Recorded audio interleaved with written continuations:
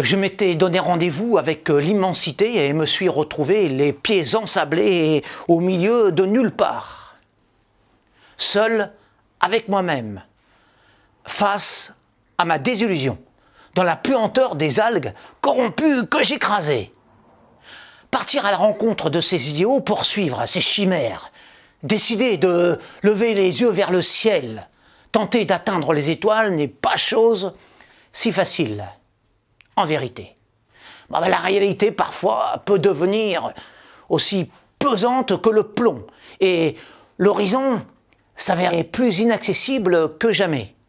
Je me trouvais donc devant mes rêves, confronté à mes plus chers désirs de légèreté. Pourtant, je me sentais aux antipodes de cette plage où le caprice de mes pas venait de me conduire au fil de ma mélancolie.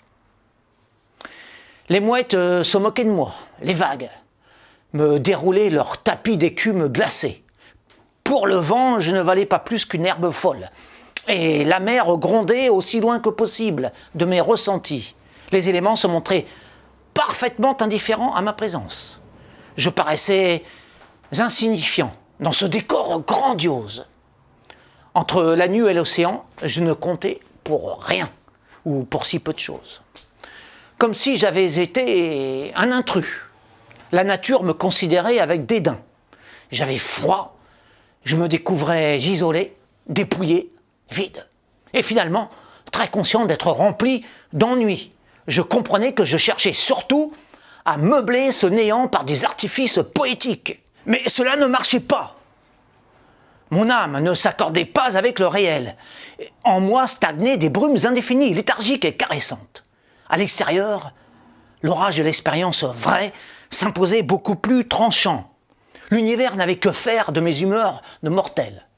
Cependant, je savais que j'appartenais au cosmos, moi aussi, et que j'en incarnais même sa plus belle œuvre. Faisant partie intégrante de la création, j'avais droit à l'envol. Mais pour déployer mes ailes, je devais me débarrasser de mes lourdeurs, renoncer à mes rêveries, grotesques et mesquines, et accepter le monde tel qu'il est.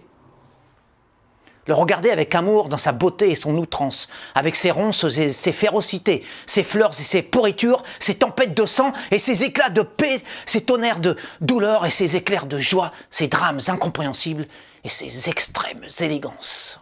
Alors, en ouvrant la porte de mon esprit sans le filtre du cœur, je me suis immédiatement fondu avec la lumière au sommet des sommets, les chevilles toujours embourbées dans le limon, en pleine extase.